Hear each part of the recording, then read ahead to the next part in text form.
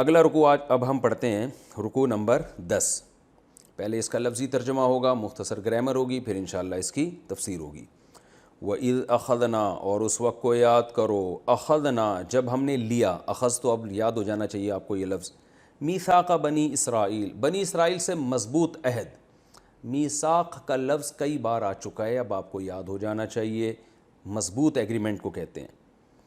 کیا مضبوط ایگریمنٹ تھا؟ لا تعبدون الا اللہ, تم عبادت نہیں کرو گے مگر صرف اللہ کی. وبالوالدین, اور والدین کے ساتھ احسانا, احسان کرو گے. احسان کا مطلب کئی بار بتا چکا ہوں میں. احسان اردو والا الگ ہے, عربی والا الگ ہے. عربی میں کہتے ہیں عمل کو بہت عمدہ طریقے سے کرنا, تو یعنی والدین کے ساتھ اپنا عمل بہت زیادہ اچھا رکھو, ایکسیلنسی پیدا کرو اس میں, یہ مطلب ہے احسان کا. وذی القربا, اور قربا کے ساتھ بھی اچھا سلوک کرو گے. قربا, قربا قرب سے نکلا ہے. ذی کا معنی والا, جیسے ذی وجاہت, ذی شان کہتے ہیں نا, شان والا. ذی القربا, اور قرابت والے کے ساتھ بھی اچھا سلوک کرو. والیتاما, یتیم کی جمع یتامہ آتی ہے, یتیموں کے ساتھ بھی اچھا سلوک کرو. والمسکینی, اور مسکین کے ساتھ بھی اچھا سلوک کرو. مسکین میں نے بتایا تھا آپ کو, فقیر اور مسکین جب ایک ساتھ استعمال ہوں تو فقیر کا مطلب غریب, مسکین کا مطلب جس کی غربت ٹپکتی ہو, اس کے یعنی جھلک بھی رہی ہو, نظر آ رہی ہو. لیکن یہاں پر مسکین کا لفظ فقیر کے ساتھ استعمال نہیں ہوا, تو مطلق غریب کے معنی میں ہم لے سکتے ہیں, کوئی بھی غریب. وقولو, اور ہم نے یہ بھی کہا تھا کہ قولو کہو تم, قل قولا قولو کئی بار آ چکا ہے یہ لفظ. قولو للناس, لوگوں کے ساتھ کہو حسناً, اچھی بات, یعنی لوگوں سے جب بات کرو تو اچھے انداز سے کرو, یعنی خوش خلقی کے ساتھ. قولاً حسناً, حسن والا کلام ہونا چاہیے. کلام میں یہ تفسیر میں پھر اس کی ڈیٹیل بتاؤں گا انشاءاللہ. وَأَقِيمُوا الصَّلَاةَ, اور نماز قائم کرو. وَآتُوا الزَّكَاةَ, اور زکوٰۃ دو. یہ ہم نے عہد لیا تھا بنی اسرائیل سے. ثُمَّ, پھر اس کے بعد کیا ہوا؟ تَوَلَّيْتُمْ, تم نے پیٹ پھیر دی, سارے ایگریمنٹ کی دھجیاں اڑا دی. الا قلیلا منکم, ہاں تم میں سے کچھ تھوڑے سے لوگ تھے جو صحیح اس پہ قائم تھے, جنہوں نے اس عہد کو پورا کیا. وانتم معرضون, اور تم ہو ہی معرضون, اعراض کرنے والے, تم تو ہو ہی اللہ کے احکامات سے اعراض کرنے والے. اعراض یعرض اعراضا کا معنی اعراض کرنا, معرض مکرم کی طرح اعراض کرنے والا. وَإِذْ أَخَذْنَا مِيثَاقَكُمْ, اس وقت کو بھی یاد کرو جب ہم نے تم سے مضبوط عہد لیا.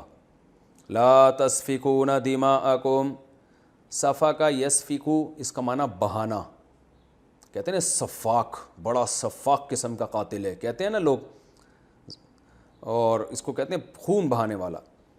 تو لا تسفکون دماء, دماء دم کی جمع ہے, تم اپنا خون نہیں بہاؤ گے, اپنا خون سے مطلب ایک دوسرے کا خون.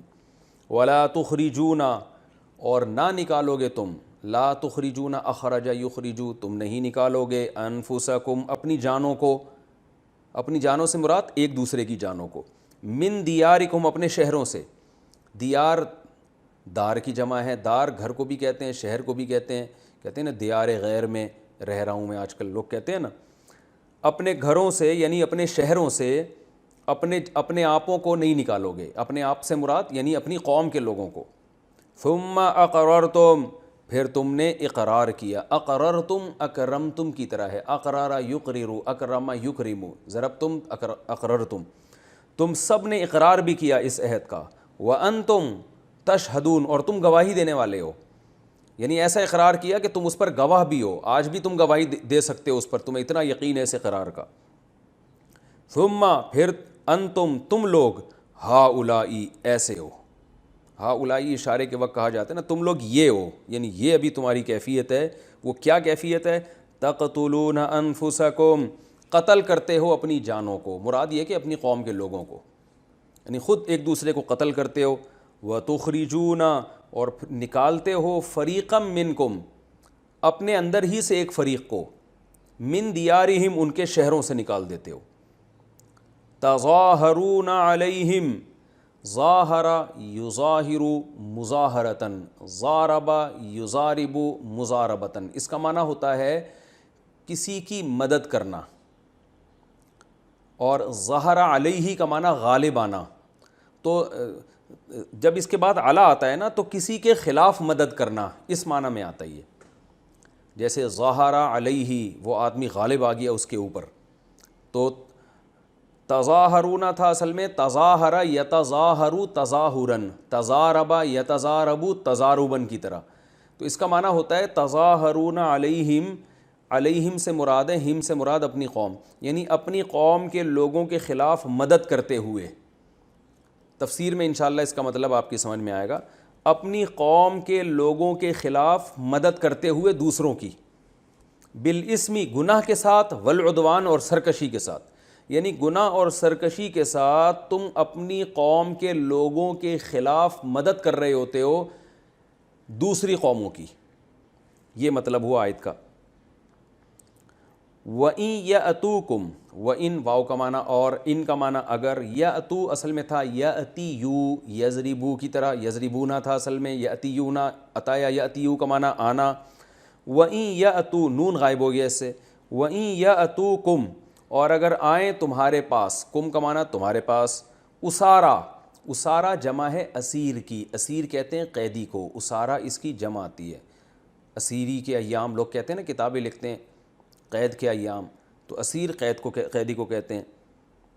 وَإِن یَأْتُوکُمْ أُسَارَىٰ, اور اگر تمہارے پاس آ جائیں قیدی, تُفَادُوهُمْ, تُفَادُو اصل میں تھا تُفَادِیُو, تُزَارِبُو, اصل میں نون بھی تھا آخر میں, تُفَادِیُونا, تُزَارِبُونا, زَارَبَ یُزَارِبُ مُزَارَبَةً, فادیا یفادیو مفادیتن. اس کا معنی ہوتا ہے فدیہ دے کے کسی کو چھڑانا, فدیے سے نکلا یہ لفظ, فادال یا اردو میں استعمال ہوتا ہے نا فدیہ. تو تفادیونا سے نون کو حذف کیا تو بن گیا تفادیو, اور پھر یا آ رہا ہے تو حروف گڑبڑی ہے, میں نے بتایا تھا چینج ہو جاتا ہے ورڈ, تو تفادیو کو پڑھتے ہیں تفادو. تو اللہ فرماتے ہیں وَإِن يَأْتُوكُمْ أُسَارَىٰ, اور اگر تمہارے پاس قیدی آئیں, تُفَادُوهُمْ, تو تم کیا کرتے ہو ان قیدیوں کو فدیہ دے کے چھڑا لیتے ہو. یہ تفسیر میں انشاءاللہ سمجھ میں آئے گا اس کا مطلب کیا ہے.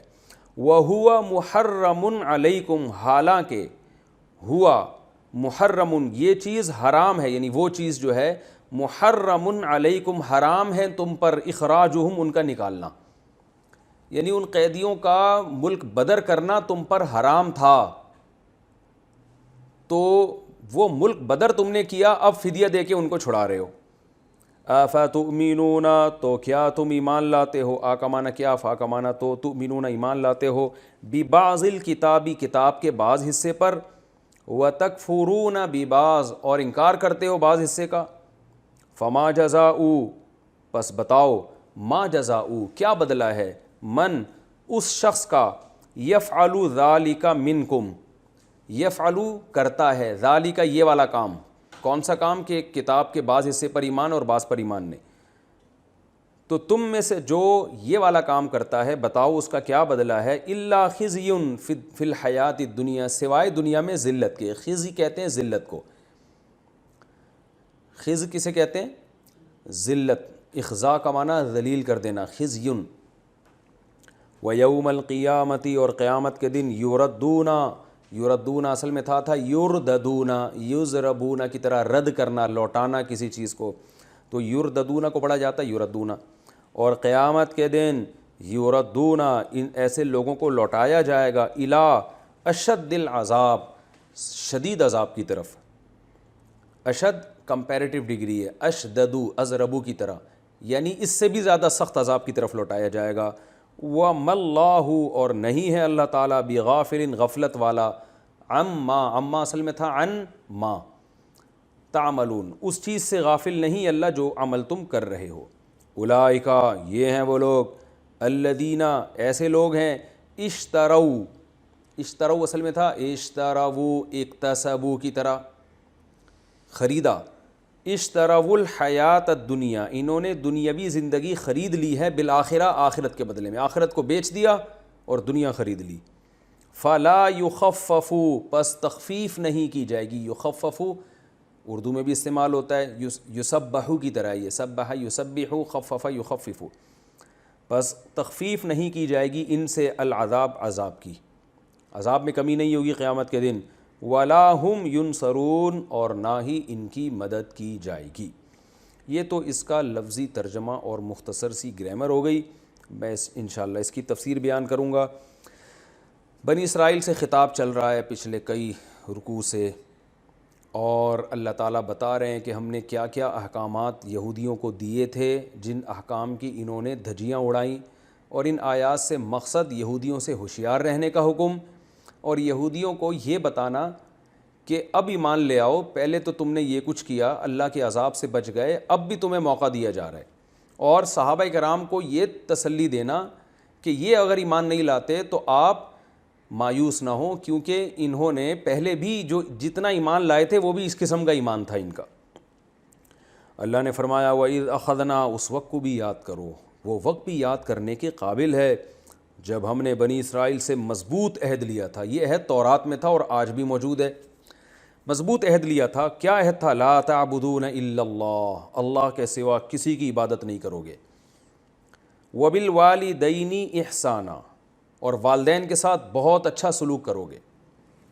اب دیکھیں کیسی عجیب بات ہے، وہ والدین بھی تو خود بنی اسرائیل ہی میں سے تھے نا، لیکن وہ بھی بڑے نالائق تھے، لیکن اس کے باوجود اللہ کہہ رہے ہیں کہ جو بھی جس کے والدین ہوں گے اس نے اس سے اچھا سلوک کرنا ہے، اور والدین کے ساتھ اچھا سلوک کرو گے۔ وذی القربیٰ، اور رشتہ داروں کے ساتھ اچھا سلوک کرو گے، یتیموں کے ساتھ اچھا سلوک کرو گے، غریبوں کا خیال رکھو گے۔ وقولوا للناس حسنا، اور عام پبلک کے ساتھ بھی جب بات کرو گے تو عمدہ طریقے سے۔ عمدہ بات کا مطلب کیا ہوتا ہے؟ لب و لہجہ بھی شائستہ ہو اور بات بھی اچھی ہو۔ غیبت، بہتان، الزام تراشیاں، فحش کلامی، یہ سب اس آیت میں داخل ہو گئیں، یہ سب حرام ہے۔ اور دوسرا، بات کرنے میں لہجے میں نرمی، تو علماء نے اس کے دونوں مطلب بیان کیے کہ اچھی بات کا مطلب لب و لہجہ بھی اچھا ہو، انداز بھی اچھا ہو، اور بات بھی اچھی ہو۔ حضرت قتادہ رحمہ اللہ تعالیٰ بڑے جلیل القدر تابعی ہیں، ان سے کسی نے پوچھا کہ غیر مسلم سے ہم کس انداز میں بات کریں گے، وہ تو اللہ کا دشمن ہے۔ تو انہوں نے قرآن کی یہ آیت پڑھی کہ اللہ نے کیا فرمایا؟ قولوا للناس حسنا، لوگوں سے اچھے انداز سے بات کرو۔ انہوں نے فرمایا اس میں اللہ نے لوگ کہا ہے، مسلم نہیں کہا۔ تو اس آیت سے پتہ چلتا ہے کہ اللہ تعالیٰ جو ہے یہ چاہتے ہیں کہ ہم جب بھی کسی سے بات کریں، چاہے وہ غیر مسلم ہی کیوں نہ ہو، تو ہمارے بات کا انداز بھی اچھا ہونا چاہیے اور بات بھی اچھی ہونی چاہیے، ایسا نہ ہو کہ لٹھ مار رہے ہوں۔ اب آپ دیکھیں گوروں نے بہت سی چیزیں لے لی ہیں، وہ پلیز ہر بات سے پہلے پلیز لگا دیتے ہیں، چاہے وہ کیسی الٹی سیدھی بات بھی کیوں نہ، لیکن پلیز کے ذریعے جو ہے نا، پلیز اور آخر میں تھینک یو لگا کے وہ کیا ہو جاتا ہے، کڑوی بات بھی میٹھی لگنے لگتی ہے۔ تو جب سفر ہوتا ہے نا انسان کا، میں تو جب سفر کرتا ہوں تو واضح فرق پتہ چلتا ہے کہ جب اپنے ملک میں ہم اترتے ہیں تو عجیب قسم کا لوگوں کا ایٹیٹیوڈ دیکھنے کو ملتا ہے، تو پھر انسان کمپیئر کرتا ہے کہ بھئی یہ والی آیت پر عمل تو وہ لوگ کر رہے ہیں آج کل۔ تو اس لیے ہمیں اپنا انداز بھی صحیح کرنے کی ضرورت ہے اور بات بھی صحیح کرنے کی ضرورت ہے۔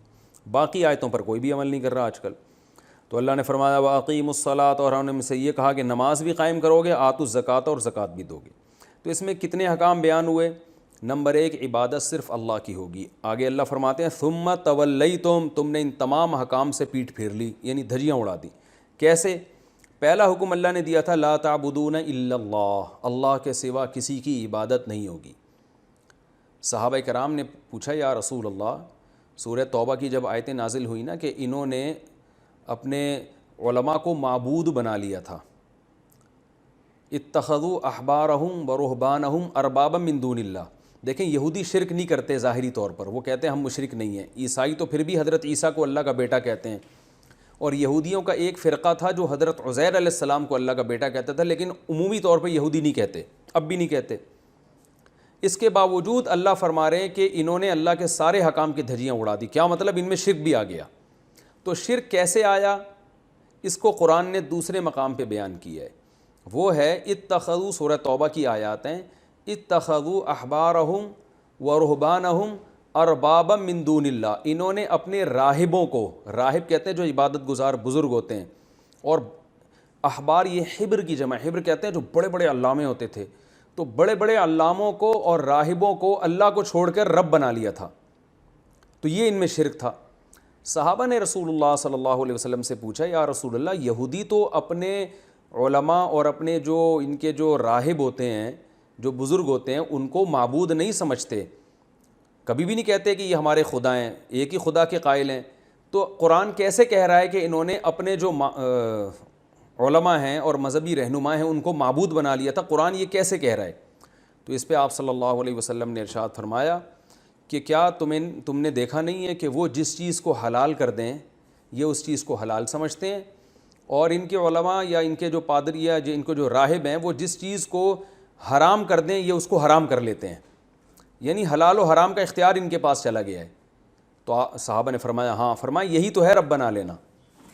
تو اس سے کیا پتہ چلتا ہے؟ بہت اہم پوائنٹ کی بات پتہ چلتی ہے کہ شرک کا مطلب یہ نہیں ہوتا کہ آپ اس بات کا اعتراف کریں کہ میں مشرک ہوں. شرک کا مطلب یہ بھی نہیں ہوتا کہ آپ یہ کہیں کہ اللہ جیسا ایک اور خدا ہے، بلکہ جو کام اللہ کا خاصہ ہے، جو صرف اللہ پہ زیب دیتا ہے، وہ اگر آپ مخلوق کو وہ رائٹس دے دیں گے تو اس کا مطلب آپ کافر ہیں، مشرک ہیں، چاہے آپ 100 دفعہ توحید کے نعرے لگائیں. تو یہود نے کیا کیا تھا؟ قرآن جگہ جگہ کہتا ہے کہ حلال و حرام کا اختیار صرف اللہ کے پاس ہے، پیغمبر بھی نہیں کر سکتے. لما تحرم ما احل اللہ لک، 28ویں پارے کی آپ سورہ تحریم کی پہلی آیت دیکھیں. اے نبی، جس چیز کو اللہ نے حلال کر دیا آپ اسے کیوں حرام کرتے ہیں؟ تو یہ اختیار اللہ نے پیغمبر کو بھی نہیں دیا کہ کسی حلال کو حرام کر دیں، حرام کو حلال کر دیں. یہ صرف اللہ کے پاس اختیار ہے. تو کسی اور کو یہ رائٹ دے دینا یہ بھی شرک ہے. اچھا، اس پہ جو ہے نا ہمارے ہاں بعض حضرات قرآن کی اس آیت کو غلط لے کے جاتے ہیں اور وہ یہ کہتے ہیں کہ یہ لوگ جو ابو حنیفہ یا امام شافعی یا امام احمد ابن حنبل یا امام مالک کے جو فالوورز ہیں وہ بھی اسی آیت میں داخل ہیں، کیونکہ یہ لوگ بھی امام ابو حنیفہ کسی چیز کو جائز کہہ دیں تو یہ جائز سمجھتے ہیں، وہ کسی چیز کو ناجائز کہہ دیں تو یہ ناجائز سمجھتے ہیں. شافعی مسلک پر عمل کرنے والے لوگ امام شافعی کو فالو کرتے ہیں معاذ اللہ نبی کو چھوڑ کر، اور امام شافعی نے کہہ دیا یہ جائز ہے تو یہ اس کو جائز سمجھتے ہیں، اور کہہ دیا کہ ناجائز ہے تو یہ اس کو ناجائز. تو انہوں نے بھی ائمہ کو اختیارات دیے ہوئے ہیں. یہ اس آیت کی 100% غلط تشریح ہے. یاد رکھیں اس آیت کا جو میں نے سورہ توبہ کی آیت پڑھی اور جو حدیث پڑھی ہے اس آیت کا مطلب یہ ہے، اور آج بھی یہودیوں کی کتابوں میں لکھا ہوا ہے کہ یہودیوں نے باقاعدہ یہ رائٹ دیا ہوا تھا علماء کو، اور ان کے علماء نے ہی بتایا تھا کہ یہود علماء اور عیسائی علماء کے پاس یہ حق ہے، رائٹ ہے کہ وہ اللہ کے حرام کو حلال کر سکتے ہیں اور حلال کو حرام بھی کر سکتے ہیں. تو یہ پادری کے پاس رائٹ ہوتا ہے. جیسے ہمارے یہاں بعض جو رافضی ہیں نا، انہوں نے اپنے اماموں کو کہ 12 امام ہیں اور ان اماموں کے پاس شریعت ساز بھی ہیں، وہ تو یہ رائٹ انہوں نے دیا ہوا تھا. جبکہ جو ائمہ اربعہ کو فالو کرتے ہیں وہ قطعاً یہ ان کا یہ دعویٰ نہیں ہے کہ ابو حنیفہ کے پاس یہ رائٹ ہے، امام حنیفہ رحمۃ اللہ علیہ کے پاس، کہ وہ حلال کو حرام کر دیں، حرام کو حلال کر دیں. تو یہ اس میں داخل نہیں ہے. ہاں یہ ضرور ہے کہ وہ ابو حنیفہ کو فالو کر رہا ہے، شافعی امام شافعی کو فالو کر رہا ہے، اس لیے کہ وہ یہ سمجھتا ہے کہ قرآن و حدیث میں جو چیز حلال ہے اور جو چیز قرآن و حدیث میں حرام ہے امام شافعی وہ مجھ سے زیادہ جانتے ہیں. تو زیادہ نالج کی بیس پر کسی کو فالو کرنا یہ الگ چیز ہے، اور کسی کو رائٹ دے دینا کہ آپ حلال و حرام کر سکتے ہو یہ الگ چیز ہے. کسی کو یہ حق دے دینا، اسے یہ اتھارٹی دے دینا کہ آپ کو بھی حلال و حرام کرنے کا اختیار ہے، یہ 100% شرک ہے، کفر ہے. اس کی شریعت میں بالکل اجازت نہیں ہے، جو اہل کتاب کیا کرتے تھے اور اب بھی کرتے ہیں. تبھی تو دیکھیں نا ان کے پادریوں نے، عیسائیوں کے پادریوں نے پوری عیسائیت کا بیڑا ہی غرق کر دیا ہے، تبدیلیاں کر کر کے. اور ہم قطعاً یہ نہیں سمجھتے کہ علماء کے پاس یہ رائٹ ہے. عامی آدمی کو اتباع ہے کہ وہ علماء ہی کو فالو کرے گا، اس لیے کہ اہل حق علماء وہ قرآن و سنت کو آپ سے زیادہ اچھا جانتے ہیں. تو جو مقلد ہے وہ اگر کسی مجتہد کو فالو کرتا ہے تو وہ اس لیے فالو نہیں کرتا کہ مجتہد کے پاس رائٹ ہے کہ حلال کو حرام کر دے یا حرام کو حلال کر دے، بلکہ وہ اس لیے فالو کرتا ہے کہ اس کے پاس قرآن و سنت کا علم مجھ سے زیادہ ہے. میں ایک حدیث کا مطلب کچھ اور سمجھ رہا ہوں لیکن یہ مجھ سے زیادہ اچھا مطلب سمجھتے ہیں اور ان کے پاس ان کا علم مجھ سے زیادہ ہے، تو میں اپنے علم پر ان کے علم کو ترجیح دے رہا ہوں. تو یہ تقلید میں یہ ہوتا ہے، یہ نہیں ہوتا جو یہودی کیا کرتے تھے.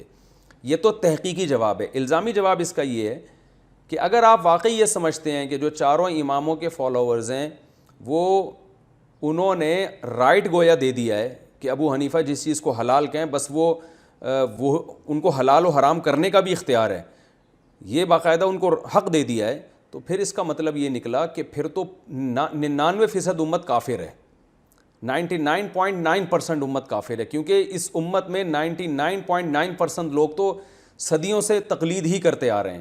جبکہ رسول اللہ صلی اللہ علیہ وسلم نے فرمایا میری امت گمراہی پہ جمع نہیں ہوگی، بلکہ 99.9% تو آج تقلید کر رہے ہیں، صدیوں سے تو 100% امت چاروں میں سے کسی ایک مسلک پر عمل کرتی آ رہی ہے، پھر تو سارے ہی کافر ہو گئے، بڑے بڑے محدثین، بڑے بڑے فقہا۔ تو ظاہر ہے اس کا مطلب صاف یہی ہے کہ وہ ہرگز یہ نہیں سمجھتے تھے کہ ان مجتہدین کے پاس حلال و حرام کا اختیار بھی ہے، بلکہ وہ یہ سمجھتے تھے کہ یہ اختیار صرف اللہ کے پاس ہے۔ نبی صلی اللہ علیہ وسلم اللہ کے حلال کو حلال بتاتے ہیں اور صحابہ اور مجتہدین نے ہم سے زیادہ اچھا سمجھا ہے، لہذا اس آیت کو اس پہ فٹ کرنا یہ بالکل جائز نہیں ہے، بالکل درست نہیں ہے۔ ہاں اگر کوئی واقعی اپنے پیر و مرشد کے بارے میں یہ سمجھتا ہو، جیسے کہ آج کل بہت سے لوگ سمجھتے ہیں بھی کہ ہمارے پیر نے جس چیز کو حلال کہہ دی، اب سارے علماء کہہ رہے ہیں یہ حرام ہے، مجتہدین کہہ رہے ہیں، محدثین کہہ رہے ہیں، اور جتنے بھی بڑے بڑے اسکالرز اسلام میں گزرے ہیں جن کو پوری امت نے مانا ہے وہ سب کہہ رہے ہیں حرام ہے، اور آپ کے پیر صاحب کہہ رہے ہیں جائز ہے، اور آپ اپنے پیر صاحب کو ہی مان رہے ہو، باقی سب کو چھوڑ رہے ہو، تو اس کا مطلب یہ ہے کہ آپ نے عملاً اپنے پیر کو یہ اتھارٹی دی ہوئی ہے کہ وہ حرام کو حلال کر سکتا ہے، تو اس سے آپ یقیناً کافر ہو جائیں گے۔ تو کسی شخص کا کسی پیر و مرشد کے بارے میں یہ عقیدہ ہو کہ یہ اگر جائز کہہ دے تو بس وہ مہر لگ گئی، اب وہ حرام نہیں ہو سکتا اگر یہ حلال کہہ دے، اور اگر یہ حرام کہہ دے تو وہ حلال نہیں ہو سکتا، حالانکہ وہ پیر جو ہے پوری امت سے اختلاف کر رہا ہو، تو یہ اس کی علامت ہے کہ یہ اس پیر کو خدا سمجھتا ہے، اور یہ بھی آج کل ہو رہا ہے یہ ہمارے معاشرے میں۔ تو ایسے لوگ یقیناً مشرک ہیں، کافر ہیں، اور وہ جنت میں داخل نہیں ہو سکتے۔ تو اللہ فرماتے ہیں تم نے اعراض کیا، اعراض اس سے بھی کیا کہ شرک شروع کر دیا انہوں نے، والدین کے دوسرا حکم تھا والدین کے ساتھ حسن سلوک، وہ بھی اعراض کیا، اور اتنا اعراض کیا کہ آج آپ دیکھ لو کیا والدین کے ساتھ یہودی حسن سلوک کرتے ہیں، وہ تو اپنے والدین کو اولڈ ہوم میں جمع کرا دیتے ہیں۔ تو اللہ فرماتے ہیں یہ ان کا تورات پر ایمان ہے کہ اپنے ماں باپ کے ساتھ یہ سلوک کر رہے ہیں۔ قرآن نے یہ بھی حکم دیا تھا کہ رشتہ داروں کے ساتھ اچھا سلوک ہو، اس کا بھی حشر دیکھ لیں آپ، آج نظر آتا ہے اپنی آنکھوں سے، یورپ میں، امریکہ میں اور ان غیر مسلم کنٹریز میں رشتہ داری کا لفظ ہی ڈکشنری سے نکلتا چلا جا رہا ہے۔ بہن بھائی کے کیا حقوق ہوتے ہیں، بھانجے بھتیجے کے کیا حقوق ہوتے ہیں، یہ سب معاشرے میں ختم ہوتے چلے گئے ہیں، تو رشتہ داری بھی ختم ہو گئی۔ اسی طرح اللہ نے حکم دیا تھا یتیموں اور غریبوں کے ساتھ اچھا سلوک ہو، وہ بھی معاشرے میں آپ دیکھ لو کہ یتیم اکثر تو بیچارے یتیم ہی پیدا ہو رہے ہیں، ان کو گورنمنٹ پال رہی ہوتی ہے، کوئی کفالت کے لیے تیار نہیں ہوتا۔ تو اللہ فرماتے ہیں سارے حکام کی دھجیاں اڑا دیں۔ وَقُولُوا لِلنَّاسِ حُسْنًا، ایک حکم ہے کہ لوگوں سے اچھے انداز سے بات کرنا، وہ بھی ظاہری لب و لہجہ اچھا رہ گیا ہے، باقی حقیقت کیا ہے یہ تو وہی جانتے ہیں جو ان کے ساتھ گھلتے ملتے ہیں۔ اور اللہ نے ایک اور فرمایا کہ یہ تو انسانوں کے حقوق ہیں، اللہ کے حقوق بھی ادا کرنے ہیں۔ وہ کیا ہے؟ نماز قائم کرنی ہے اور زکوٰۃ دینی ہے۔ تو زکوٰۃ اللہ کا حق ہے، اس سے ہمیں پتہ چلتا ہے، حالانکہ دیتے ہم مخلوق کو ہیں لیکن ہے یہ اللہ کا حق۔ تو یہ حقوق تو معاشرے میں ان کے بالکل ہی ختم ہو گئے، زکوٰۃ کا لفظ ان کی ڈکشنری سے نکل چکا ہے، نماز ختم ہو گئی۔ تو اللہ فرماتے ہیں تم نے ان تمام حکام کی دھجیاں اڑائیں سوائے چند لوگوں کے، وَأَنْتُمْ مُعْرِضُونَ، اور تم تو ہو ہی اعراض کرنے والے اللہ کی آیات سے۔ اگلی آیات میں بتایا گیا ہے کہ اللہ نے یہ جو اگلی آیات ہیں کہ ہم نے تم سے یہ عہد بھی لیا تھا کہ تم ایک دوسرے کا خون نہیں بہاؤ گے اور ایک دوسرے کو جلا وطنی پہ مجبور نہیں کرو گے، یعنی ان کے شہروں سے نہیں نکالو گے کا مطلب جلا وطنی۔ اس آیت کا ایک شان نزول ہے۔ بسم اللہ الرحمن الرحیم۔ آج میں انشاءاللہ سورہ بقرہ کا 10واں رکوع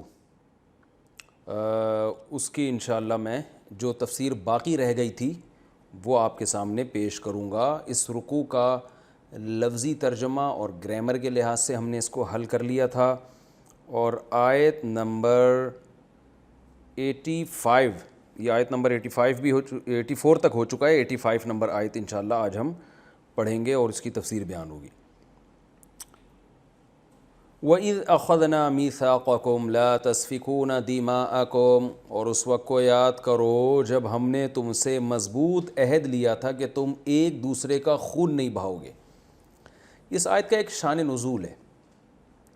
اصل میں اللہ نے تورات میں بنی اسرائیل سے یہ بھی عہد لیا تھا، اور یہ سب آیتیں آج بھی موجود ہیں، کہ تم ایک دوسرے کا خون نہیں بہاؤ گے اور ایک دوسرے کو جلا وطنی پہ مجبور نہیں کرو گے، یعنی ایسا سلوک اگلے کے ساتھ نہیں کرو گے کہ وہ شہر چھوڑنے پر مجبور ہو جائے۔ تو یہ دو ایگریمنٹ اللہ تعالیٰ نے ان سے لیے تھے۔ ثم اقررتم، اللہ فرماتے ہیں تم نے اقرار بھی کیا کہ ہاں اللہ تو نے ہم سے ایگریمنٹ لیا ہے، وانتم تشہدون، اور تم اس پر گواہی بھی دیتے ہو، یعنی یہ بالکل ایسا ایگریمنٹ ہے جو اتنا واضح ہے کہ اس میں دو رائے نہیں ہو سکتی. جیسے کچھ چیزوں کو قرآن بہت اہتمام سے بیان کرتا ہے نا, اس میں مسلمانوں کا اتفاق ہو جاتا ہے. تو گویا یہ بھی بتا رہا ہے قرآن کہ تورات میں یہ ایگریمنٹ اتنے واضح لفظوں میں تھا اور اتنا وضاحت کے ساتھ تھا کہ اس میں یہودیوں کی دو رائے نہیں تھی. سب یہودی مانتے تھے کہ ہم پر ایک دوسرے کا ناحق قتل کرنا بھی حرام اور ایک دوسرے کو جھلا وطنی پہ مجبور کرنا بھی حرام ہے. لیکن ہوا یہ, اب یہ اچھی طرح سمجھیں, جو سیرت پڑھنے والے لوگ ہیں نا ان کے سامنے ان قبائل کا تذکرہ بہت آتا ہے. تو اس لیے جو میں 4 قبیلوں کے نام بتاؤں گا وہ آپ نے یاد کرنے ہیں, تاکہ کبھی بھی آپ سیرت پڑھتے ہیں یا قرآن میں جو بہت سے واقعات ہیں نا ان کا ان قبائل سے بڑا گہرا تعلق رہا ہے, یعنی ان میں ان کا تذکرہ بہت آتا ہے. تو یہ ذہن میں رکھیں. انصار کے 2 قبیلے تھے, اوس اور خزرج. اوس خزرج یاد کر لیں, ان میں بنو نہیں لگا ہوا, یہ ذہن میں رکھیں, اس سے یاد رہے گا آپ کو. اوس اور خزرج, اوس الف سے آتا ہے تو وہ پہلے رکھ لیں, خزرج دوسرے نمبر پہ یاد کر لیں. ادھر یہودیوں کے 2 قبیلے تھے, ایک بنو نظیر اور ایک بنو قریظہ. بنو نظیر بھی کہتے ہیں, ضاد کے ساتھ ہے, نون ضاد یا اور را. اور بنو قریظہ قاف را یا زوئیں, توئیں کے اوپر نقطہ ہوتا ہے نا, زوا زوئیں یہ والا. بنو قریظہ. بنو نظیر ضاد کے ساتھ, نظیر اور قریظہ زوئیں کے ساتھ. تو بنو قریظہ کو پہلے نمبر پہ رکھیں, بنو نظیر کو دوسرے نمبر پہ. بنو لگا ہوا ہے تو سمجھ لو یہ یہودیوں کے 2 قبیلے ہیں. اس طرح سے آپ کو یاد رکھنے میں آسانی ہوگی. اوس خزرج انصار کے قبیلے, بنو قریظہ بنو نظیر یہ یہودیوں کے قبیلے. اب یہودیوں کے جو یہ 2 قبیلے تھے, ان میں جو بنو نظیر تھے بنو قریظہ پہلے, بنو نظیر بعد میں رکھیں. بنو قریظہ کی دوستی اور معاہدہ تھا اوس کے ساتھ, الف پہلے آتا ہے نا تو اوس, اس سے یاد رکھیں. اور ادھر بنو قریظہ پہلے کر دیں آپ. تو بنو قریظہ میں قاف آتا ہے, قاف میں 3 الفاظ ہیں نا, تو اوس میں بھی 3 ہے. اس سے یاد رکھنے میں آسانی ہوگی کہ کس سے کس کا ایگریمنٹ تھا. کچھ ایسے ہنٹس ہوتے ہیں جس سے تاریخ کو یاد رکھنا آسان ہوتا ہے, ورنہ آدمی ساری زندگی کنفیوژن میں ہی رہتا ہے. یہی نہیں یاد رہے گا کہ اوس یہودی تھا یا بنو قریظہ یہودی تھے. تو میں نے بتا دیا, ایک اشارہ یہ بنو یہاں لگا ہوا ہے تو وہ یہودی قبیلہ ذہن میں رکھیں. اور قاف اور اوس, اس سے یاد رہے گا کہ بنو قریظہ میں قاف آتا ہے نا تو قاف کے اوس سے تعلقات تھے, یعنی دوستی تھی. جیسے ہمارے استاذ کہتے تھے قرآن مجید میں یہ لفظ بہت آیا ہے, سندس اور استبرق. سندس کہتے ہیں پتلے ریشم کو, باریک ریشم کو. استبرق کہتے ہیں موٹے ریشم کو. اب میں 4 سال تک یاد کرتا رہا موٹا ریشم پتلا ریشم, لیکن جب بھی قرآن میں آتا تو بھول جاتا استبرق پتلا والا ریشم ہے یا موٹا والا ریشم ہے. یہ تو یاد ہو جاتا ہے دونوں ریشم ہیں, لیکن موٹا کون سا ہے اور پتلا والا ریشم کون سا یاد نہیں رہتا. تو ہمارے استاذ نے کہ ایک طریقہ ہے, استبرق, یہ کتنا موٹا لفظ ہے نا, استبرق, تو سمجھ لو یہ موٹا ریشم ہے. اور سندس سین آ رہا ہے, پتلا ریشم ہے. یہ لفظ ہی ایسا پتلا پتلا سے لگ رہا ہے نا, تو استبرق موٹا موٹا لگ رہا ہے نا, قوف کتنا گاڑا لفظ ہے. تو اسی طرح عربی میں ایک لفظ استعمال ہوتا ہے رمل. رمل کہتے ہیں جو ہم طواف کے دوران پہلے 3 چکروں میں سینہ اکڑ کے چلتے ہیں نا, اچھل اچھل کے, اس کو رمل. اور رمل عربی میں ریت کو کہتے ہیں. اب اکثر لغت کے طلباء کو, عربی ادب کے طلباء کو یاد نہیں رہتا ریت رمل ہے, یعنی میم پہ جزم ہے, اور رمل جو حرکت کر کے ہم چلتے ہیں, تو یہ رمل کون سا ہے اور رمل کون سا ہے, دونوں لفظ گڈمڈ ہو جاتے ہیں. تو اس کا بھی ہمارے استاذ نے بتایا, بھائی دیکھو رمل میں ہم سینہ کڑا کے چلتے ہیں اچھل اچھل کے, تو رمل میں میم پہ حرکت ہے, تو یہ حرکت ہو رہی ہے. اور رمل میں میم پہ سکون ہے, جزم ہے, سکون, ریت آرام سے پڑی ہوئی ہوتی ہے, زیادہ ہل نہیں رہی ہوتی. تو اس سے اس قسم کے اشاروں سے نا ایک جیسے الفاظ کو یاد کرنا آسان ہو جاتا ہے. تو اسی طرح آپ نے کیا کرنا ہے, اوس یہ تھے بنو قریظہ, قریظہ میں قاف آتا ہے, تو اوس کے تعلقات تھے بنو قریظہ کے ساتھ, اور خزرج اس کے تعلقات تھے بنو نظیر کے ساتھ. اب ظاہر ہے جب بنو قریظہ کو آپ نے اوس سے ملا دیا تو اب وہ اسی کے ساتھ ہی ملے گا. تو ان دونوں کے آپس میں ایگریمنٹ تھے. اوس اور خزرج کی لڑائیاں ہوتی تھیں جو انصار کے قبائل تھے. جب اوس اور خزرج کی لڑائی ہوتی تو بنو قریظہ اوس کا ساتھ دیتے، اور اوس جو کہ یہودی بھی نہیں تھے، اہل کتاب بھی نہیں تھے، پھر بھی اوس کا ساتھ دے کے نقصان پہنچاتے اپنی قوم، جو بنو نذیر، وہ تو یہودی تھے نا، بنو نذیر کو نقصان پہنچاتے اور جنگوں میں ان کے قتل کرتے. اور بنو نذیر ساتھ دیتے تھے خزرج کا، اور خزرج کا ساتھ دینے کی وجہ سے مقابلے میں اوس کے ساتھ جو بنو قریظہ کے لوگ آئے ہوئے ہوتے ان کو مارتے تھے، قتل کرتے تھے. یعنی دوسری قوم کا ساتھ دے رہے ہیں اپنی قوم کے خلاف.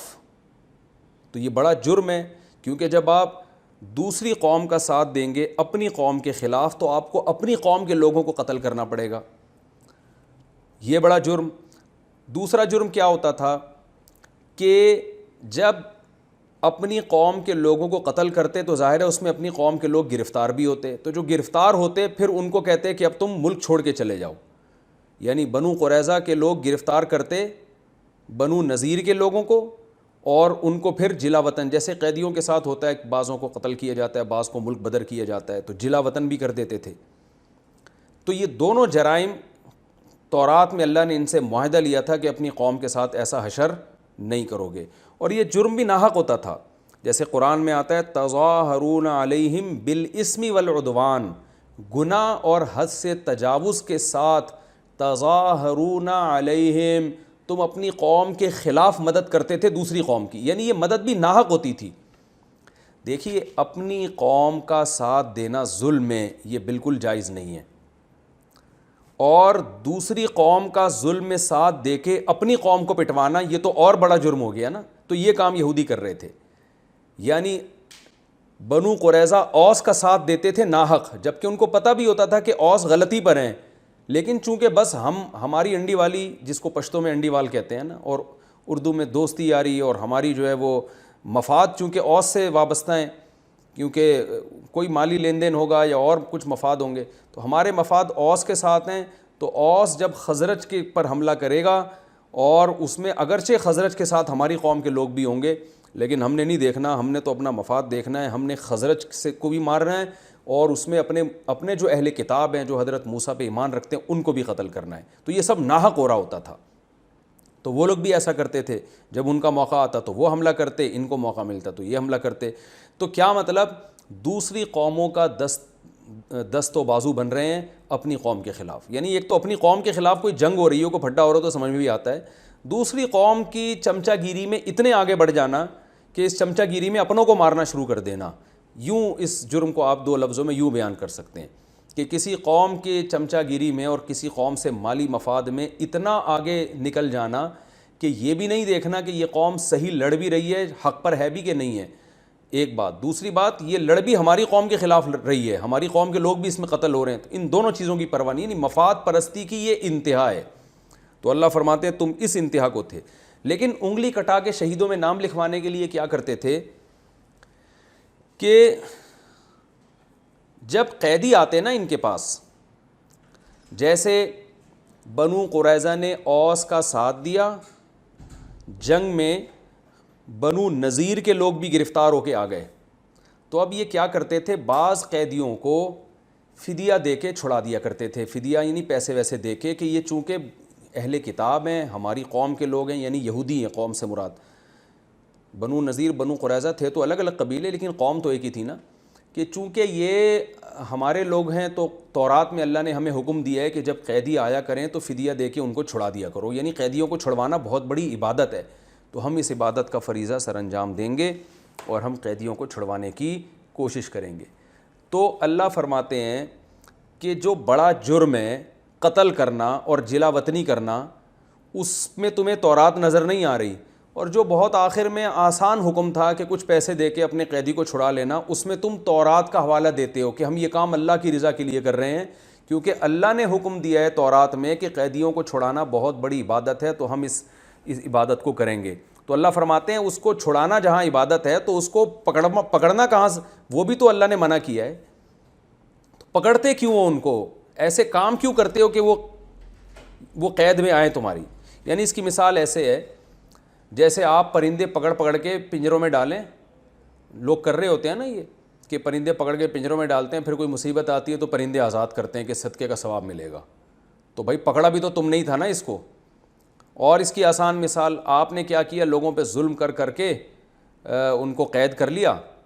اب جب بھوک لگتی ہے تو آپ ان کو کھانا کھلاتے ہیں اور کہتے ہیں قرآن میں بھوکوں کو کھانا کھلانے میں آتا ہے کہ بڑا ثواب ہے. تو قرآن میں جہاں بھوکوں کو کھانا کھلانے کا ثواب ہے, وہاں لوگوں کو جیل میں بلا ناحق ڈالنا اور قید کر دینا اور ان کو اس مقام تک لانا کہ وہ کھانے پینے میں آپ کے محتاج ہو جائیں, یہ بھی تو حرام ہے نا. تو اس بات کو قرآن مجید بیان کر رہا ہے کہ تم یہاں تک نوبت آنے کیوں دیتے ہو کہ اگلا گرفتار ہو جائے, تمہارے رحم و کرم پہ آئے اور تم پھر فدیہ دے کے اس کو آزاد کرنے کا ثواب حاصل کرو. یہ کون سے ثواب کی قسم ہے؟ تو اس کو قرآن نے بیان کیا. وَإِذْ أَخَذْنَا مِيثَاقَكُمْ, اس وقت کو یاد کرو جب اللہ نے تم سے عہد لیا, لا تسفکون دماءکم, ایک دوسرے کا خون نہیں بہاؤ گے, ولا تخرجون انفسکم من دیارکم, اپنی جانوں کو یعنی اپنی قوم کے لوگوں کو قرآن نے اپنے ہی آپ سے تعبیر کیا ہے کہ اپنی قوم ہی کمزور ہوتی ہے نا, اس سے خود بھی کمزور ہو جاؤ گے. تو اپنے آپ کو یعنی اپنی قوم کے لوگوں کو جلا وطنی پہ مجبور نہیں کرو گے. تم نے اقرار بھی کیا, تم اس پر گواہ بھی ہو. ثم انتم ہؤلاء, اللہ فرماتے ہیں پھر تم ہؤلاء یہ ہو, یعنی گویا اللہ بنو نذیر اور بنو قریظہ کی طرف اشارہ کر کے بتا رہے ہیں کہ یہ تمہاری حرکتیں تو آج مدینہ میں تم اپنی آنکھوں سے دیکھ رہے ہو کہ تورات کے حکام کی دھجیاں اڑا رہے ہو. ثم انتم, پھر تم لوگ ہؤلاء ایسے ہو جو, یعنی یہ کوئی تاریخی واقعہ ہم بیان نہیں کر رہے کہ ماضی میں تم نے یہ کیا, اب تم یہ کر رہے ہو, اب تم تورات کی دھجیاں اڑا رہے ہو. کس طریقے سے؟ تقتلون انفسکم, اپنے جانوں کو یعنی اپنی قوم کے لوگوں کو قتل بھی کرتے ہو. تو بنو قریظہ اوس کا ساتھ دے کے بنو نذیر کے لوگوں کو قتل کرتے ہیں, اور بنو نذیر خزرج کا ساتھ دے کے بنو قریظہ کے لوگوں کو قتل کرتے ہیں. وَتُخْرِجُونَ فَرِيقًا مِّنكُم مِّن دِيَارِهِمْ, اور اپنی ہی لوگوں میں سے ایک فریق کو جلا وطنی پر یعنی ان کے شہروں سے نکلنے پر مجبور بھی کرتے ہو جنگ کے ذریعے. تظاہرون علیہم, اور اپنی ہی ان قوم کے لوگوں کے خلاف مدد کرتے ہو, بالاسم, گناہ کے ساتھ, والعدوان, اور حد سے تجاوز کے ساتھ. یعنی اس ظلم کرنے میں تمہارے پاس کوئی دلیل نہیں ہے, ناحق دوسری قوموں کا ساتھ دیتے ہو اپنی قوموں کے خلاف, لیکن آخر میں ایک کام ایسا کرتے ہو جس سے اپنا مسلمان ہونا یعنی اپنا یہودی ہونا ثابت کرتے ہو. وہ کیا ہے؟ وَإِن يَأْتُوكُمْ أُسَارَىٰ, اگر تمہارے پاس قیدی گرفتار ہو کے آ جائیں, تُفَادُوهُمْ, تو فدیہ دے کے ان کو چھڑواتے ہو. وَهُوَ مُحَرَّمٌ عَلَيْكُمْ إِخْرَاجُهُمْ, حالانکہ ان کا اخراج, ان کو جلا وطنی پہ مجبور کرنا, ان کو اس حالت تک لے کر آنا, یہ بھی تو تم پر حرام تھا نا. میں نے جو مثال دی ہے اس سے یہ آیت سمجھ میں آئے گی کہ آپ ایک کسی شخص کو قید کر کے ناحق جیل میں ڈال دیتے ہیں, اور پھر جناب اس کو کھانا کھلا کے یا اس کو چھڑوانے کی کوشش کر رہے ہیں کہ تھوڑے سے پیسے دے کے اس کو چھوڑ دو, اور کوشش کو یہ کہہ رہے ہیں کہ دیکھو میں کتنا نیک آدمی ہوں. تو یہ کیا بات ہے کہ آپ نے اس کو یہاں تک لائے کیوں؟ تو اللہ فرماتے ہیں کہ اپنا مسلمان ہونا تم اس طرح سے ثابت کرتے ہو, یعنی یہودی ہونا, کہ قیدیوں کو فدیہ دے کے چھڑوانے کی کوشش کرتے ہو, حالانکہ تم پر ان کا اخراج یعنی یہ عمل کہ جلا وطنی پر مجبور کرنا اور یہ جو حالات ہوئے قتل و غارت, یہ سب کچھ تم پر حرام تھا. تو یہ کیا بات ہے؟ افتؤمنون ببعض الکتاب, کیا تم کتاب کے کچھ حصے پر ایمان رکھتے ہو, وتکفرون ببعض, اور کچھ حصے کا انکار کرتے ہو. یعنی تورات کی وہ آیتیں جس میں یہ آتا ہے کہ قیدیوں کو چھڑوانا بہت بڑی عبادت ہے, ان آیتوں پر تم عمل سے یہ ثابت کر رہے ہو کہ تمہارا صرف ان آیتوں پر ایمان ہے, اور وہ آیتیں جن میں ان کو قید کرنا یا جلا وطنی پر مجبور کرنا اس عمل کو حرام قرار دیا گیا ہے, ان آیتوں کا تم کیا کر رہے ہو؟ انکار. تو اللہ فرماتے ہیں فما جزاء من یفعل ذلک منکم, بتاؤ تم میں سے جو شخص یہ کام کرے, یعنی آدھی تورات پر ایمان رکھے اور آدھی پر ایمان نہ رکھے, تو اس کا بدلہ کیا ہونا چاہیے؟ الا خزی فی الحیات الدنیا, سوائے دنیا میں ذلت کے. یعنی تو منافقت ہے نا کہ تورات سے اپنا رشتہ بھی ختم نہیں کر رہے کیونکہ تمہیں بہت سارے مفاد تورات سے وابستہ ہیں. اہل کتاب جب کہلاتے ہو تو بہت سارے تمہیں فائدے حاصل ہوتے ہیں, تم پڑھے لکھے کہلاتے ہو, تم پیغمبروں پر ایمان والے کہلاتے ہو, تو اس کے لیے جو آسان احکام تھے وہ تم نے عمل کر لیے تاکہ لوگ یہ کہیں کہ تم جناب تورات پر عمل کرتے ہو, اور جو مشکل حکام تھے وہ تم نے بالکل چھوڑ دیے. تو بتاؤ ایسے لوگوں کا کیا بدلہ ہونا چاہیے سوائے دنیا میں ذلت کے؟ وَيَوْمَ الْقِيَامَةِ يُرَدُّونَ إِلَىٰ أَشَدِّ الْعَذَابِ, اور قیامت کے دن ان لوگوں کو اس سے بھی زیادہ سخت عذاب میں مبتلا کیا جائے گا. تو دنیا میں ان کو ذلت ملی, وہ یہ کہ مسلمانوں کے جب حملے ہوئے ہیں بنو نذیر اور بنو قریظہ پر، ان کو شکست ہوئی اور خود جلا وطنی پر مجبور ہوئے سب کے سب، اور آخرت میں اس سے زیادہ سخت عذاب ہے۔ وَمَا اللَّهُ بِغَافِلٍ عَمَّا تَعْمَلُونَ، اللہ فرماتے ہیں جو کچھ تم کر رہے ہو اللہ کسی عمل سے بھی غافل نہیں ہے۔ اولئک الذین اشتروا الحیاۃ الدنیا بالآخرہ، فرمایا یہ ہیں وہ لوگ جنہوں نے آخرت چھوڑ کر دنیا خرید لی، دنیا کے مفاد کے پیچھے چلتے ہیں۔ فلا یخفف عنہم العذاب، کیونکہ انہوں نے دنیا بس ان کو چاہیے، آخرت ان کو بالکل بھی نہیں چاہیے، لہذا آخرت ان کو بالکل بھی نہیں ملے گی، اور اس کی صورت یہ ہوگی کہ آخرت میں عذاب ان پر کم نہیں ہوگا، بڑھایا جائے گا۔ اللہ کہے گا دنیا میں جو مزے اڑانے تھے تم نے اڑا لیے، وَلَا هُمْ يُنصَرُونَ، اور نہ ان کی مدد کی جائے گی۔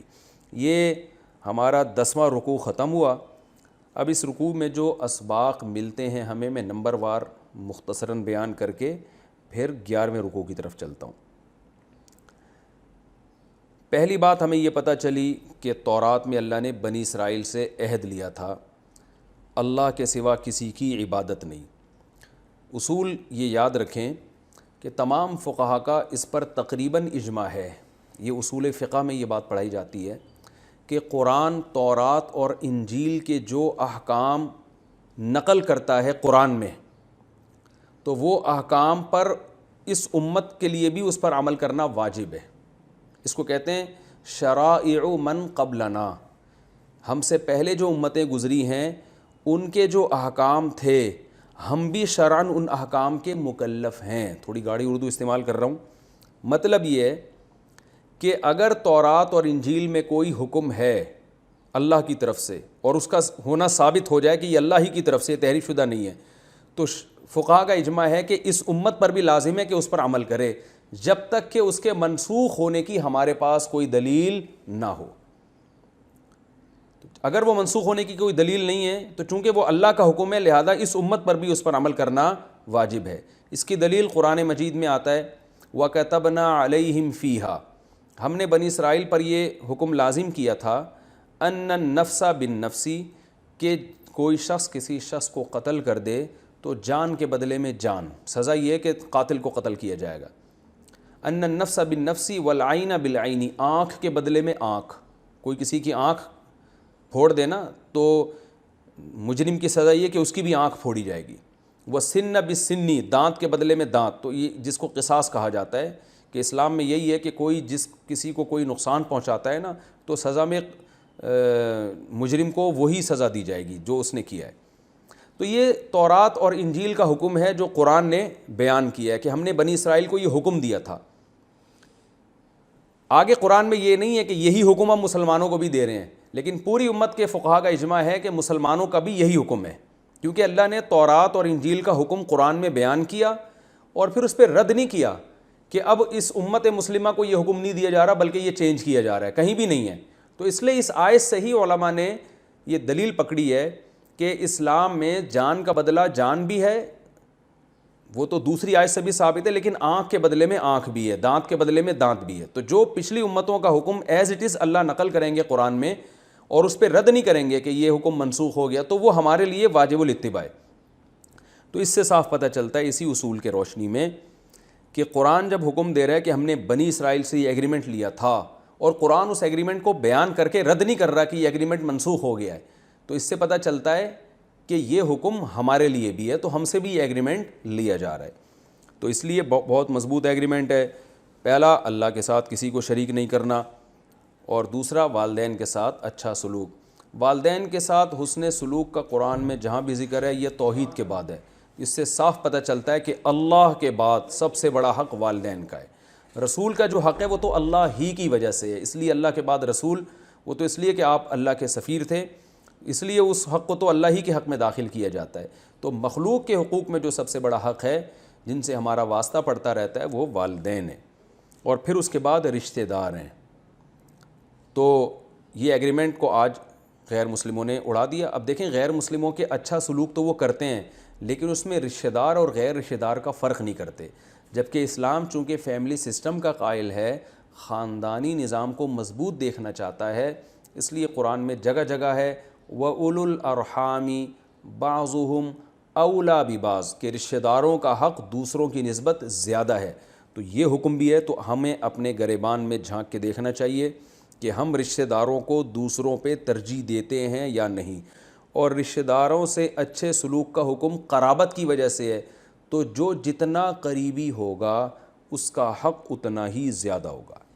اسی طرح معاشرے میں یتیموں کے ساتھ، آپ کے بھائی کا انتقال ہو گیا، اللہ نہ کرے اس کے چھوٹے یتیم بچے ہیں، اس کے ساتھ آپ کو دوسروں کی نسبت اضافی اچھا سلوک کرنا پڑے گا. اور مسکینوں کے ساتھ، غریبوں کے ساتھ دوسروں کی نسبت زیادہ خیال کرنا پڑے گا. آپ کے ریلیٹیوز میں دولت مند بھی ہیں، غریب بھی ہیں، تو غریبوں کی ضرورت کا آپ کو دوسروں کی نسبت زیادہ خیال کرنا پڑے گا. یہ سب احکامات ہیں جو تمام شریعتوں میں اللہ نے دی ہیں. اور آج ہم دیکھیں فروعی اختلافی مسائل میں الجھے ہوئے ہیں. رفع الیدین، ٹانگیں چوڑی نہیں کرنا، کرنی ہے، زور سے آمین، آہستہ آمین. جو بڑے بڑے ایگریمنٹ اللہ نے لیے ہیں ان کو آج ہم نے اپنی زندگیوں سے نکال دیا. وقولوا للناس حسنا، اور اللہ نے حکم دیا لوگوں سے اچھے انداز میں بات کرنی ہے. تو یہ حکم آج مسلمان بھی اس میں عمل نہیں کر رہے. بات کرتے ہیں تو ایسے جیسے لٹھ مار رہے ہیں، اور بات بھی ٹھیک نہیں ہوتی. ہم سب اپنے گریبان میں جھانک کے دیکھ لیں. اور اس میں اللہ نے یہ بھی حکم دیا کہ صرف مخلوق کے حقوق نہیں ہے، نماز بھی قائم کرنی ہے، زکوٰۃ بھی دینی ہے. تو صحیح مومن وہی ہوگا جو مخلوق کا بھی حق ادا کرے گا اور اللہ کا بھی حق ادا کرے گا. یہ ایک بات ہمیں پتہ چلی. دوسری بات ہمیں یہ پتہ چلی کہ قتل کرنا تو ویسے بھی بہت بڑا جرم ہے. قرآن میں آتا ہے من قتل نفسا بغیر نفس، جس نے کسی کو ناحق قتل کیا فکأنما قتل الناس جميعا، گویا ساری انسانیت کو قتل کر دیا. اور ایک اور مقام پر آتا ہے کہ کوئی کسی بھی مومن کو قتل کرے گا تو اللہ کا اس پہ بہت بڑا غضب ہوگا. یہ آیتیں ہم انشاءاللہ پڑھیں گے. لیکن یہ پتہ بھی چلتا ہے کہ اپنی قوم کے لوگوں کو ناحق قتل کرنا یہ زیادہ بڑا جرم ہے. وَإِذْ أَخَذْنَا مِيثَاقَكُمْ، اس والی آیت سے پتہ چلتا ہے.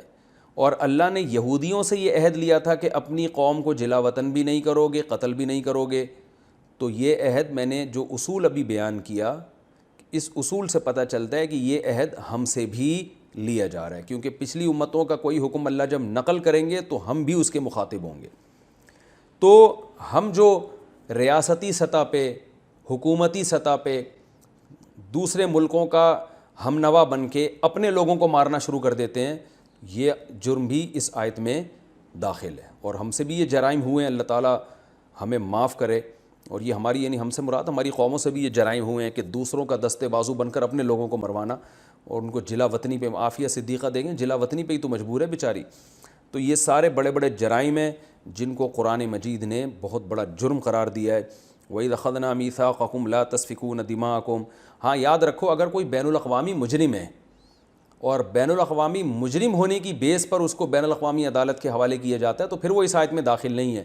کیونکہ قرآن نے یہاں کہہ دیا تظاہرون علیہم بالاسم والعدوان، اپنی قوم کے خلاف دوسری قوم کی ناحق مدد کرتے ہو. ناحق مدد. تو اگر وہ آپ کی قوم میں کوئی مجرم ہے اور واقعی بین الاقوامی مجرم ہے تو پھر ایسے کو سزا دینا یا جس کے ساتھ اس نے زیادتی کی ہے اس کے حوالے کر دینا تو یہ بالکل جائز ہے، چاہے وہ غیر مسلم ہی کیوں نہ ہو. غیر مسلم کے بھی حوالے ایسے موقع پہ کیا جا سکتا ہے. تو یہ اس میں داخل نہیں ہے. ناحق مدد کرنا حرام ہے، ناجائز ہے کہ آپ دوسری قوم کا ناحق ساتھ دیں، وہ ظلم پر ہو اور آپ ظلم میں اس کا ساتھ دے کے اپنی قوم کو قتل کرنا شروع کر دیں، یہ اس سے بھی بڑا جرم ہے.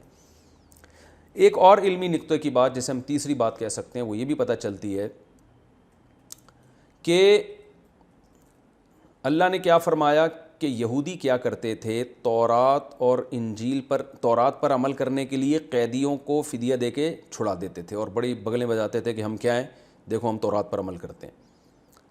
تو بڑا جرم کیا کر رہے ہیں کہ گرفتاری پر مجبور کر رہے ہیں، جنگ کر رہے ہیں اپنی قوم کے خلاف. تو یاد رکھو اس کا یہ مطلب نہیں ہے کہ آپ اگر اسلام کے مشکل احکام پر عمل نہیں کر سکتے تو آسان پر بھی عمل نہ کریں. یعنی ایسا نہ ہو کہ آپ اس کا یہ مطلب سمجھیں کہ اسلام میں کچھ مشکل احکام ہیں، کچھ آسان احکام ہیں تو ہم آسان پر عمل کرتے ہیں، مشکل پر نہیں کرتے تو ہم بھی اسی وعید میں داخل ہوں گے. نہ، یہ مطلب نہیں ہے. آیت کا مطلب یہ ہے کہ مشکل حکم کو چھوڑ دینا اور آسان پر صرف اس نیت سے عمل کرنا تاکہ لوگ ہمیں دیندار سمجھیں اور یہ سمجھیں کہ ہم قرآن پر، سنت پر عمل کرتے ہیں اور ہمارا معاشرے میں ایک مقام رہے دکھانے کے لیے. اس نیت سے مشکل حکم کو چھوڑ کے آسان پر عمل کرنا یہ منافقت ہے کہ آپ اپنا اسلام سے اتنا رشتہ رکھیں کہ لوگ آپ کو عزت دیں, آپ کی ریسپیکٹ کریں اور آپ کو روحانی پیشوا سمجھیں, دم درود کرواتے رہیں آپ سے, جیسے کہ جاہل پیر کرتے ہیں. نمازوں کی یہ پابندی نہیں کرتے جاہل پیر, خواتین سے یہ پردہ نہیں کرتے. درود شریف کی کثرت آپ کو بعض میں نظر آئے گی, یہ شو کرنے کے لیے کہ ہم عشق رسول میں مبتلا ہیں. اور درود شریف ہم اس لیے پڑھتے ہیں کہ نبی نے درود شریف کا حکم دیا, تو نبی نے یہ بھی تو حکم دیا ہے کہ پردہ کرو. خواتین جو بے پردہ تمہارے سامنے آ کے صبح شام بیٹھتی ہیں غلط ہے. نبی نے یہ بھی تو حکم دیا کہ جماعت سے نماز پڑھو. تو یہ وہ لوگ ہیں جو عشق رسول کو کیش کراتے ہیں دنیاوی مفاد میں. تو یہ لوگ اس آیت کا پورا پورا مصداق ہیں. جاہل روحانی پیر آپ نے دیکھے ہوں گے نا کہ شریعت کے جتنے بھی احکام ہیں جن پہ چلنے میں ان کو مشکل ہوتی ہے وہ عمل نہیں کرتے, لیکن اگر بالکل ہی شریعت کو چھوڑ دیں تو لوگ کہیں گے یار یہ تو ان میں تو عشق رسول ہی نہیں ہے, یہ تو قرآن سے محبت ہی نہیں کرتے. تو کچھ 2-4 احکام کو انہوں نے پکڑا ہوا ہے جو قرآن ہی کے حکم ہیں, لیکن اس پکڑنے کا مقصد اللہ کو راضی کرنا نہیں ہے. اس پکڑنے کا مقصد یہ ہے کہ لوگ یہ سمجھیں کہ ہم عاشق رسول ہیں, لوگ یہ سمجھیں کہ ہم قرآن کے فالوورز میں سے ہیں, تاکہ ہماری ایک جو ہے نا مقام رہے لوگوں میں. تو یہودی یہ کام کیا کرتے تھے کہ اپنی قوم کے خلاف لڑ بھی رہے ہیں, قتل بھی کر رہے ہیں, گرفتاریوں پر مجبور بھی کر رہے ہیں, لیکن یہ شو کرنے کے لیے کہ ہم ہیں یہودی, ہم تورات کے سچے عاشق ہیں, چلو بھائی پیسے دے کے قیدیوں کی جان چھڑاؤ, کیونکہ تورات میں آتا ہے کہ قیدیوں کو رہائی دلانا بہت بڑی عبادت ہے. تو اس جذبے سے جو مشکل احکام چھوڑے گا, آسان اعمال کرے گا, اس جذبے اور اس فاسد نیت کے ساتھ, وہ اس آیت میں داخل ہے کہ اللہ فرماتے ہیں ایسے لوگوں کے لیے کہ اصل سزا یہ کہ دنیا میں بھی ذلیل ہوں اور آخرت میں اس سے بھی بڑا سخت عذاب ہو. تو اس لیے ہمیں اس عمل سے بچنا چاہیے.